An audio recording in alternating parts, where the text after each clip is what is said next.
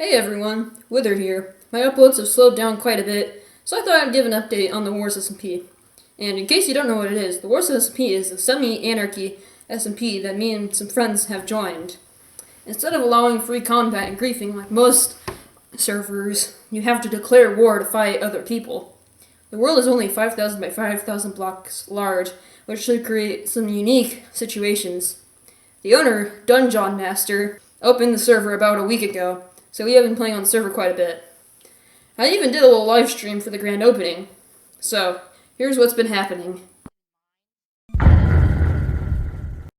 The server was opened up on Wednesday, February 1st, 2023, and after a few minutes of setting up the live stream, I got on the server, like right after the server had started up. The first thing I noticed is that we spawned right in a village. Why is that interesting? Well, you see, when the server was first started, a rule was made that villagers were not allowed. We were advised not to loot any villages we found, and let the owner know right away. But somehow, even though Dungeon Master, the owner, used a seed that didn't have any villages within the world border that we set, somehow there was still a village at spawn, probably because the seed didn't actually work. So everyone instantly began to loot the village. I got a bit unlucky when I got in, because everyone had already looted it, which was a pain. But as I began to punch my first wood, the first battle broke out. I call this battle the Villager Skirmish. It began simply with one player, Super Mario U5, going on a bit of a rampage and killing people, including a player named Hayden. Because of this, Hayden went on a rampage also, and began trying to get revenge on Mario. But because I wasn't paying much attention, I ended up supporting Super Mario 5 without realizing he started the fight. So I got a stone sword and went to chase Hayden. But he logged off right as I was about to kill him. Of course. After he got back on a little later, he escaped through the ocean, and I almost got him, but I just kind of gave up because I was really hungry and lost my sprint. A bit later, I was attacked by Super Mario U5, even though I thought we were on the same side of the fight. Okay, let me Hello, go trade Porter. on PvP Legacy. Hey! I'll be back. No! Bad.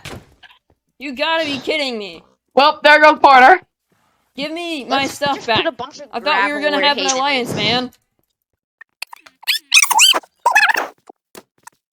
But right when I thought I was out of luck and I was going to die, a lag spike caused the server some delay. I'm still at like full health. What? You are? You're not there. What? I'm hitting you Oh, and you're not no. taking any damage. The lag is beginning. You're punching. What is going on? Man, I drowned. leave me be. Which allowed me to deal a good amount of damage. And I even made him rage quit or something. A bit after the initial violence, I noticed that another player, something 4041, was quote unquote secretly keeping villagers in a villager house. This was against the rules, as looting villages wasn't allowed. He told me he would kill me if I killed his villagers. So I decided if I wanted to put the end to the contraband, I would have to kill him first. So I tried to kill him. But I failed. And after that, we kept on fighting until I eventually killed him and took his loot. Why are you killing him then? Why are you Okay, punching cobblestone? Oh, he's Why'd trying to you- dig underneath. Yeah, he was, but instead of doing that, he just punched cobblestone. Oh, I still haven't figured out how to get port forwarding to work. I'm just gonna turn off my firewall on my second computer, so it's not a big deal. You're getting stabbed. Yeah, I had an iron on me. I kind of just want to restart the server. Too Agreed. late, buddy.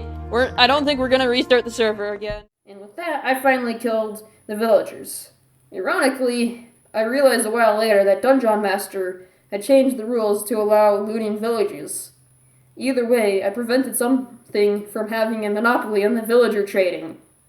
So after that, I decided to leave to go find where to build my base. So I went over to a little cave away from the village and did a little mining. Then Hayden claimed it as his base, so I left to go mine somewhere else. I found a few bits of iron here and there, then nearly died, and then finally escaped. After that, I explored the caves a bit more, but mostly just got too scared to keep on going, so I climbed up a mountain and made a little dugout in it. I did a bit of crafting and then dug out all the way to the top of the mountain. I even found an emerald ore up there, which was super lucky. After a while, Hayden came to crash my temporary base, after deciding not to build his base in the cave. Eventually, I had packed up my items and left to find somewhere else to build a base. I still had hardly any gear, so I ended up burrowing underground for one night, and after that, I logged off for the day. I would have logged on another time after that for the week, but I went on an unexpected vacation over the weekend. So while I was gone, Coltrios, aka Pineapple Pirate, declared war on Hayden, as according to this message, which was sent on the private Discord server we have for the Wars SMP. So when I logged back on, I continued my travels, and as a bonus, I had replay mod installed from then on, so now we'll be seeing some nice visuals. So, I got out of my hobbit hole and went to continue exploring the world. Eventually, I entered a savanna biome, and this is where I found my second village. So, I took some of the resources from the village. My main issue with the village was that it was completely broken. Somehow, there were seeds growing in path blocks, and natural grass growing on villagers' floors. There were also a ton of annoying waterfalls that were basically destroying a lot of crops and leaving lots of dropped seeds everywhere. I got quite a bit of crafting blocks, which would be helpful for villager trading. By the time I left, my inventory was getting a little crowded, so I kept on going, and eventually found this massive jungle. I took a lot of watermelons, tree saplings, and cocoa beans, so I could make a big farm later. I was also searching for a jungle temple, but sadly didn't find any. But after that, the jungle came to an end, and I had to cross some bodies of water. Eventually I found a dungeon, which was nice. I was going through some sort of massive fjord thingy with some large cliffs on the sides. At the end, I got off and walked by foot for a while, and after a long hike, I found a donkey. Because I had actually gotten a saddle from the dungeon, I was able to ride that donkey for quite a while. Eventually, I found my third village, and this one was actually pretty good. I put my donkey in a hole, which of course is totally ethical. Then I sold all the village's resources, which is also pretty ethical in my opinion. Got my donkey out of the hole, and then rode off into the sunset. After that, it was a whole lot of nothing. There wasn't anything to note, but I did eventually come to the world border, which was 5,000 blocks away from spawn. I followed it for a tiny bit, but eventually was met with ocean.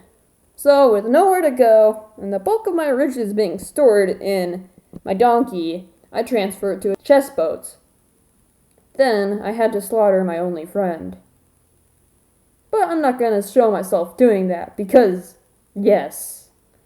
So after that, I went on to mindlessly row away in the ocean. That was until I saw an ocean monument, so I cautiously steered away. And after a little while, I found a little city of ocean ruins populated with drowned zombies. So I tricked the one with the trident into killing all of his brethren with the trident that he was trying to throw at me. And then nearly died trying to kill him one-on-one. But once I got that under control, I looted all the ruins. I didn't get that much good stuff, but I managed to get a good supply of coal and bread. So, after that, I went back to rowing my boat around. And after a little more rowing, I found the perfect place to build my empire. And this is where the fun begins. But, sadly, that is the end of this episode. So, to summarize what has happened, here's the entire video in only 17 seconds.